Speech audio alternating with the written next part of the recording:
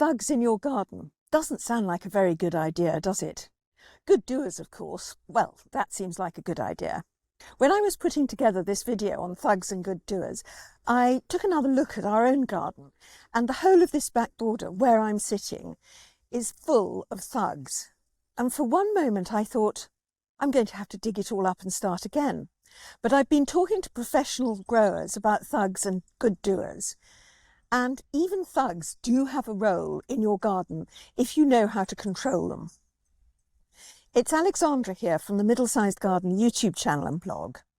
And I've been speaking to 3 professional growers about thugs and good doers, how to control them, what they're good for, and if there's a thug that actually none of us should grow. I started by talking to Rosie Hardy, who many of you will know through her YouTube channel, Rosie Hardy Gardening, or through her nursery, Hardy's Cottage Garden Plants. She's also just started a new membership club called Straightforward Gardening, where members get a weekly video telling them what they can do in the garden this week and how to do it. And I'll put a link to that in the description below. So I asked Rosie to tell us about thugs. Thugs are plants that I would say have got aspirations to take over the world. So basically you'll plant one plant and then suddenly you find you have got just an acreage of it. You know, even in a small garden, that means it's just taken over the whole thing. There are thugs that are useful, and a lot of people find that they are, because quite often they grow in conditions where a lot of other things don't. So they could almost be described as bomb-proof, but I think they're probably a little bit more than that, because bomb-proof are things which stay, will be good-natured and will survive anything that's going on, whereas thugs will just go, sorry, I don't like you, neighbour, I'm going to just take over your plot. Thugs are going to be completely different in different locations, and they can be thuggy in different ways. So they can either be thugs because they self-seed so prolifically that you're getting loads and loads of more plants, or they are spreading at such a rate that they're making a massive amount of coverage through the garden. And what plants would you call thugs? Right. So the top of the list is anemone hybrida. So, you know, the Japanese anemone, that's got to be number one, because it'll be in your garden and then it'll be about 10 doors down and it's still the same colony, or it goes over under a path and comes out the other side of the garden. So lots of people can relate to that.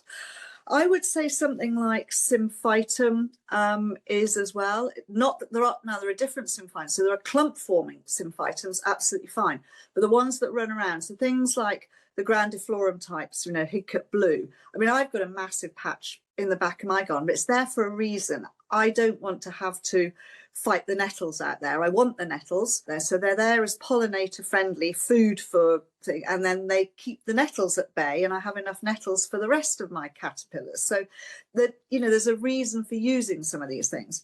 Euphorbia fens ruby, so the Euphorbia sapariceus types, they can be quite thuggy, especially in small gardens. I would say, you know, all of these plants we sell, but they go with a garden health warning. You know, you to be advised they can get out of hand.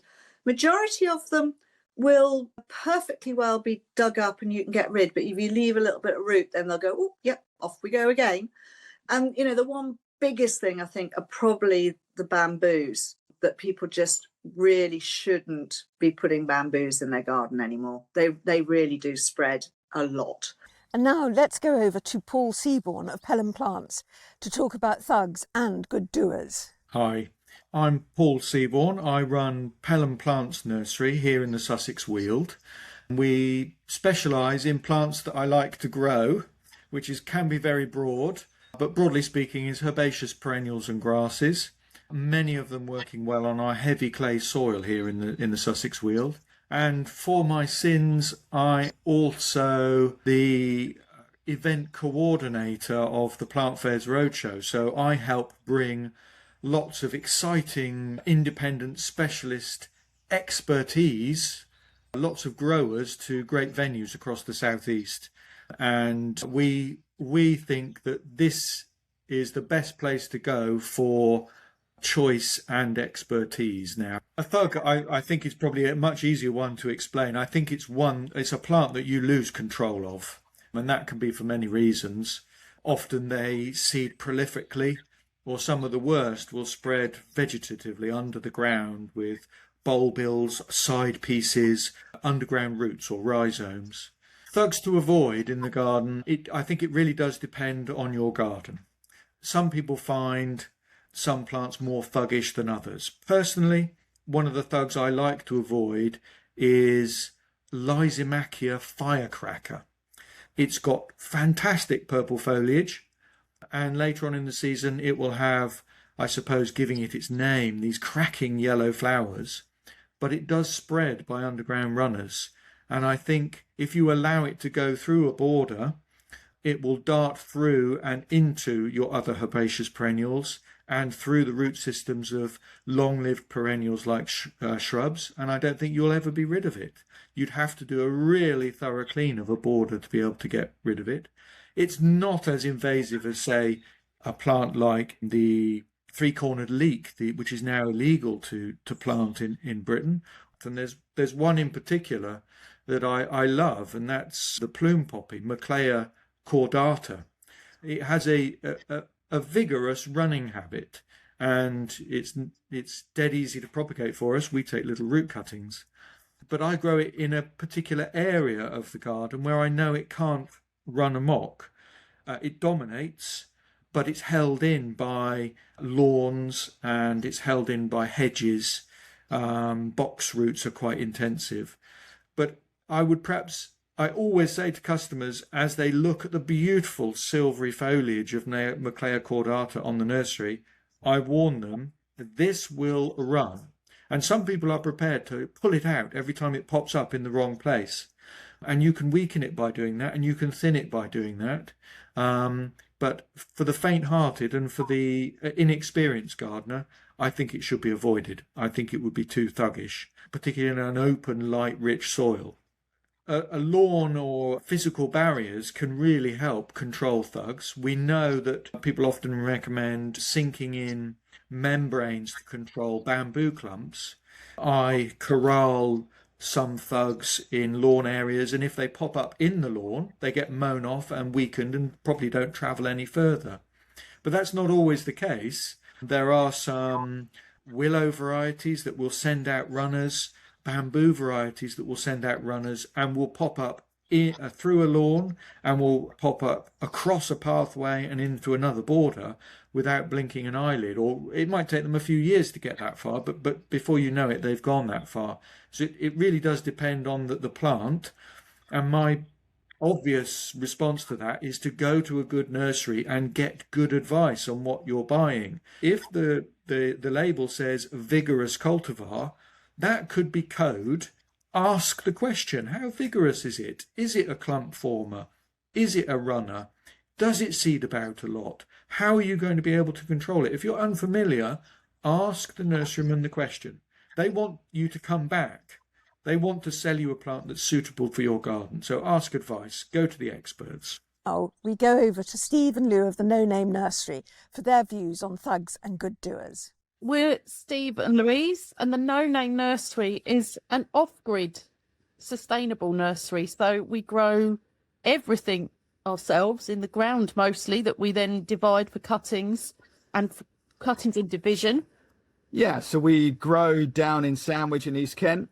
It's a very traditional nursery because it's mostly a garden with a small nursery attached, so that our garden feeds the nursery and vice versa.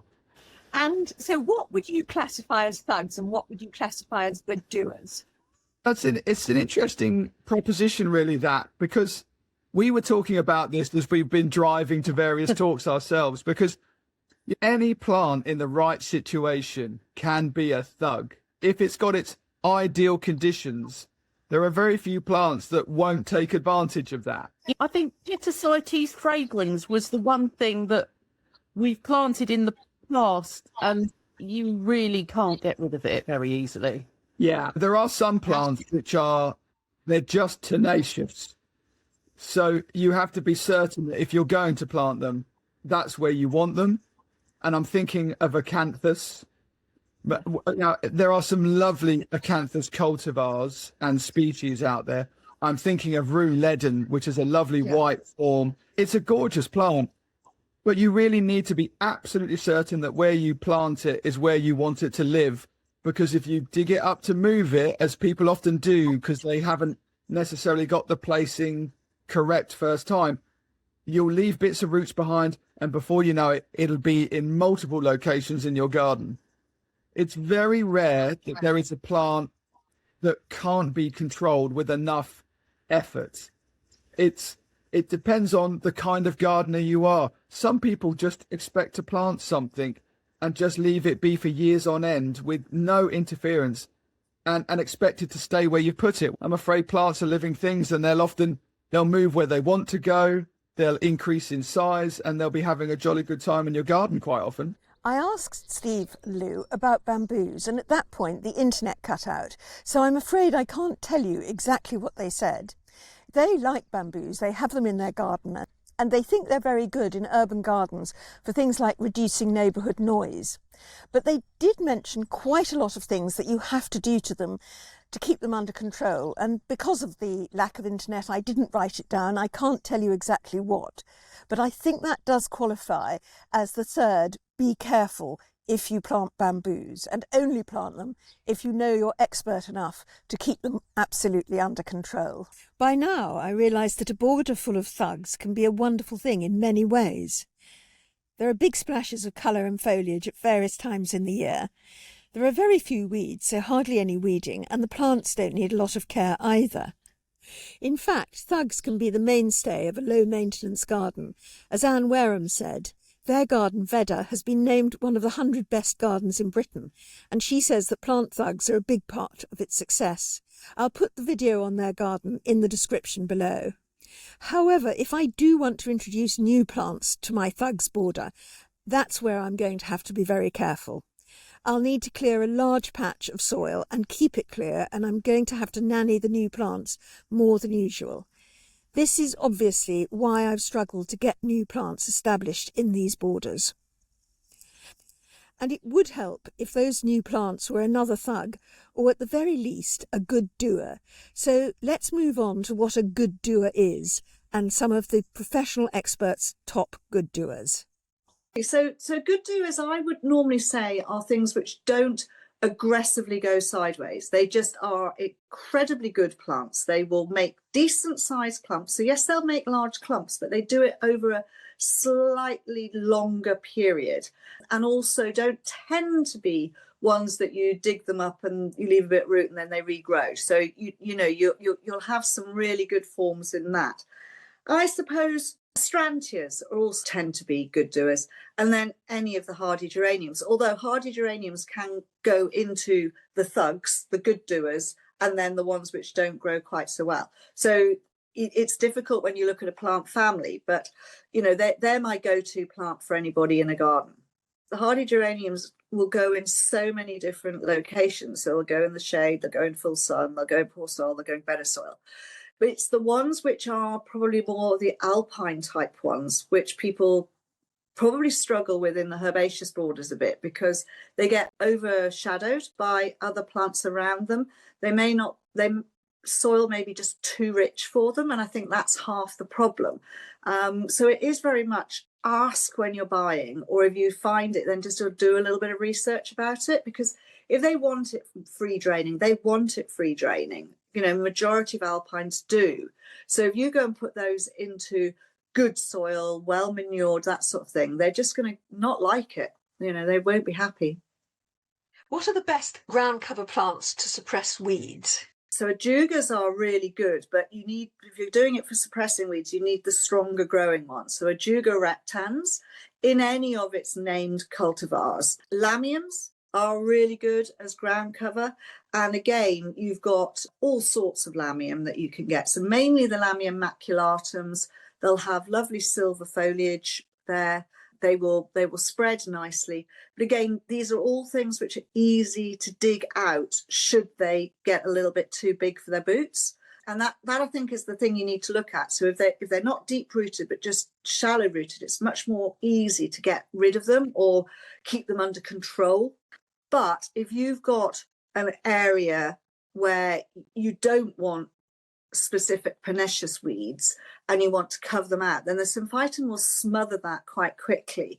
Then you would have to, but you just need to keep an eye on it because it will get quite big. And have you got a favourite good doer?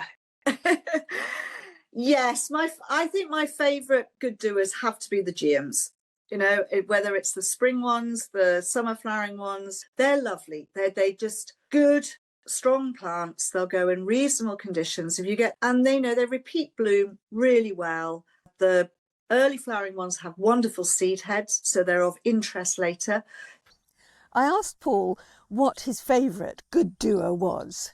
I personally think a good doer is a plant that has perhaps more than one feature and therefore a much longer season of interest than when you first purchase it in full flower on the nursery.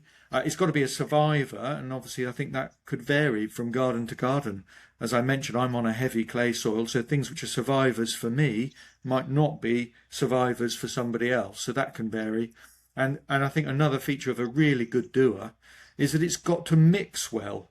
We don't want it to dominate other plants in the garden, either by reaching over and shading everything out or undermining and pushing with its elbows all those other more perhaps vulnerable plants. Self-seeding plants can be really, really useful in a garden. Obviously a species and many cultivars can self-seed, and it's a useful way that they reproduce themselves, renew themselves. Often we find that they position themselves in the garden in a much better place than we ever considered putting them. And it also enables the plant, if it seeds about, to renew itself. Not always the case, but the self-seeding can be very helpful. And I think the self-seeding aspect can be really useful. I'll give you an obvious example is that beautiful little Erigeron carvinskianus, which will seed about in cracks of paving. And you buy one. Whenever I've tried to sow the seed, I fail. But whenever I leave the plant in the garden, it dots itself about in cracks and nooks in the garden. And I've never found it invasive and never found it problematic. When would you say a fast-growing plant becomes a problem? When should people step in and think, oh, I've got to do something about this? I think you need to be observant in the garden. You need to observe your successes and your failures.